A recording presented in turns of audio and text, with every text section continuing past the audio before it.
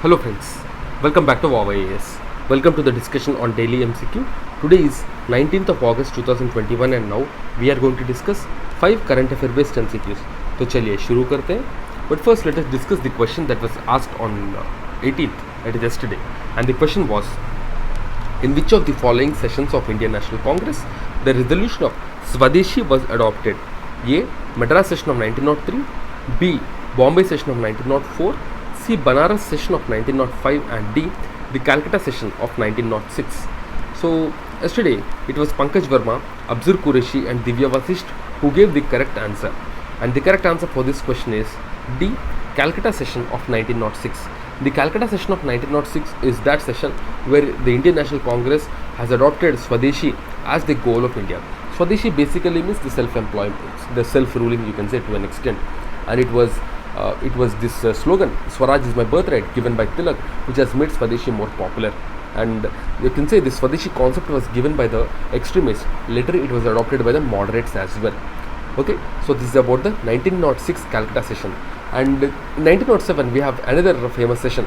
And one more important thing is, in 1906 it was the grand old man of India, Dadabhai Naroji, who is the president of this session. Okay, and in 1907 we have the famous Surat split. Okay, so this is all the information that we need to know. Now let's move on. And guys, as you know, daily we upload 5 current affair based MCQs along with their solutions in a PDF format. This PDF can be downloaded at free of cost from our Telegram channel, so that you can use this for your revision. Okay, do make the best use of this initiative and also share this with your friends. Now let's begin with the discussion. So the first question: consider the following statements with respect to the Financial Inclusion Index. The Financial Inclusion Index, first one, it is an annual publication of SEBI. Second one, it has been constructed without any base year and it reflects cumulative efforts of various sectors over the years towards financial inclusion. So we have to choose the correct answer. A 1 only, B 2 only, C both 1 and 2, and D neither 1 nor 2. So the Financial Inclusion Index, if you see, so generally it is related to the financial inclusion of the economy of India. Generally anything related to finance is the reports are released by RBI. The finance reports are released by RBI. So even this Financial Inclusion Index is also released by RBI. It's an annual publication of RBI and not SEBI. So the first statement is wrong. But second statement, if you see, it has been constructed without any base year and it reflects cumulative efforts of various sectors. This is the right statement because it does not have any base year. That means it is not a relative index, rather it is an absolute index. So the correct answer is B 2 only. So recently RBI has introduced this Financial Inclusion Index to capture the extent of financial inclusion in the country, and it is an annual publication of RBI and it captures various aspects of financial inclusion in a single value ranging between 0 to 100. Excuse me, ranging between 0 to 100.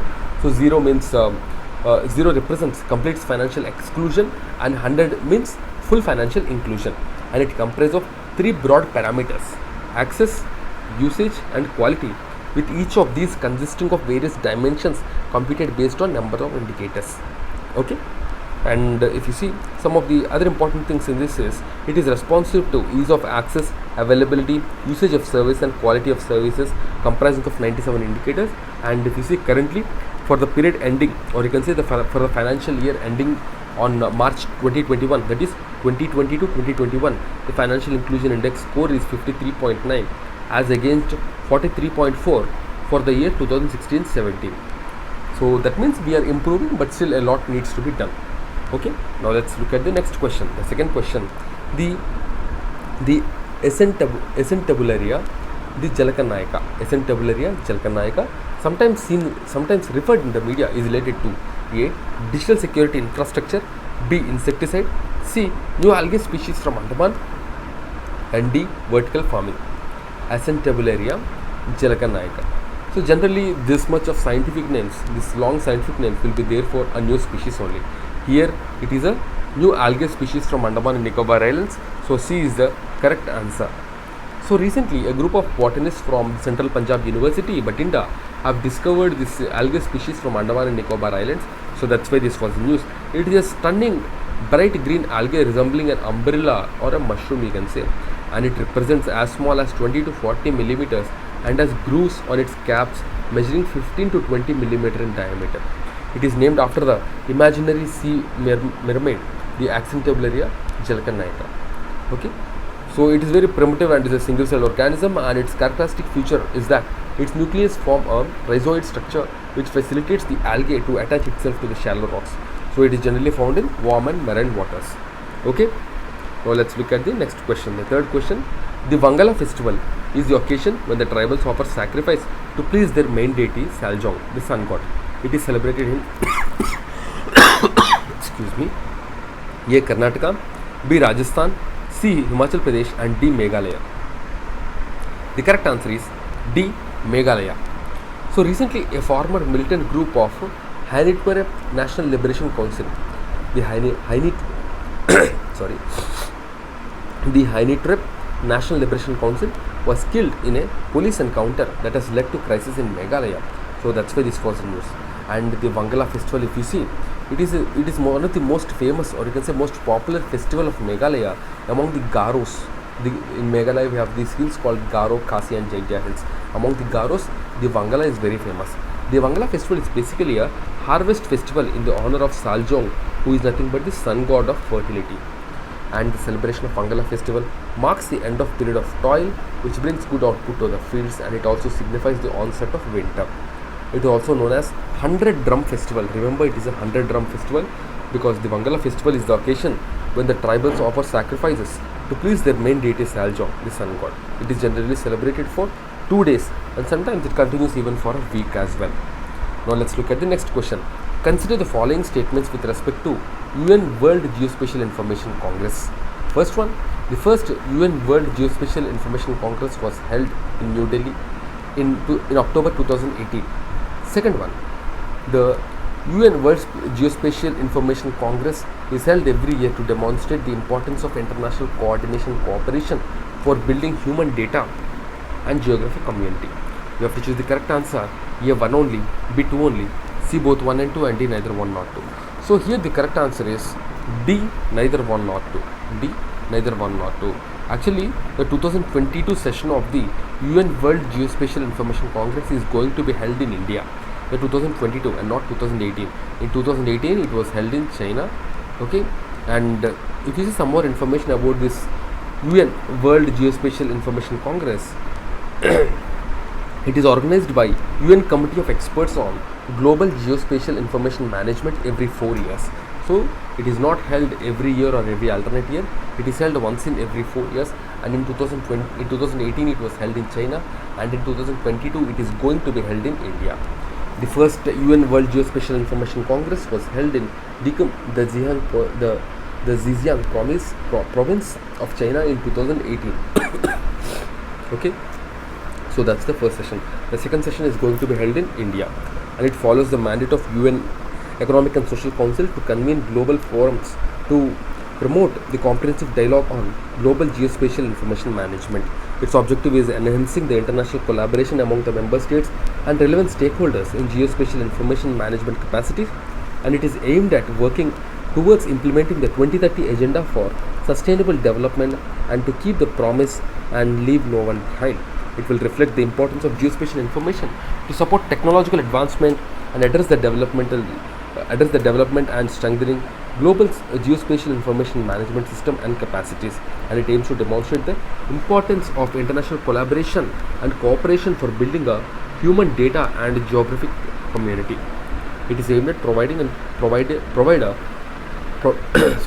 it is aimed to provide a convening, participatory and inclusive environment to enhance the communication, understanding, knowledge and application of geospatial information management. So now let's look at the next question, the last question of the day. Consider the following statements with respect to the visceral leishmaniasis or Kala Azar.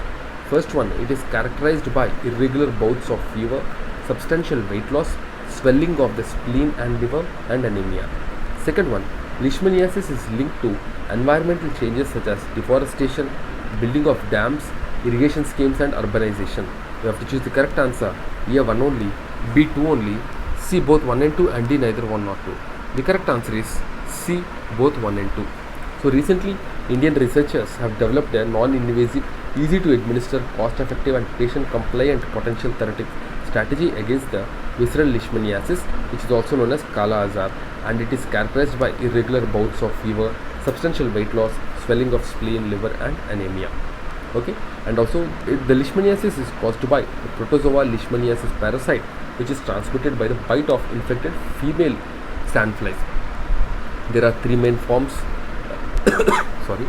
There are three main forms. The visceral, also known as kala azar, is the most serious form of the disease, and you have the cutaneous and mucocutaneous. These are the three forms of this disease. Okay, and the epidemiology of leishmaniasis depends on the characteristics of parasite and sandfly species, the local ecological characteristics of transmission sites, the current and past exposure of human population to the parasite and human behavior. And last one is India has already missed the kala azar elimination target thrice. Now let's look at the question of the day, and the question of the day is: in which session of Indian National Congress Vande Mataram was first sung? A. 1886, B. 1896, C. 1890, and D. 1905. You have to give your answer in the comment box, and tomorrow we will discuss this question. Okay, and guys, before I leave, just a small information regarding our initiatives. We have launched Vision PT 365 summary, Vision Prelims test series summary, Vision monthly magazine summary, and Vision men's test series as well.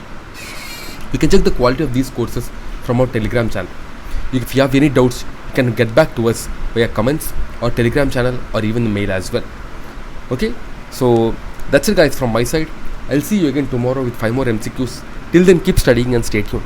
Jai Hind.